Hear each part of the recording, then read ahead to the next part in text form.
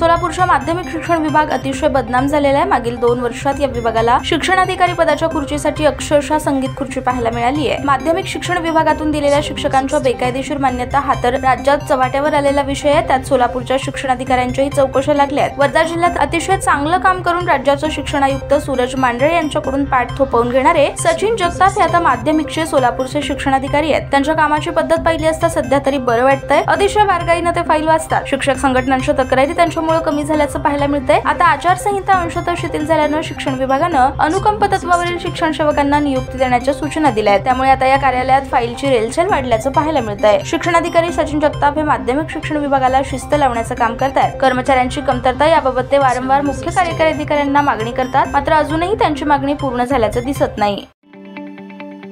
ताज्या बातम्या पाहण्यासाठी प्राईम महाराष्ट्र न्यूज चॅनलला सबस्क्राईब करा।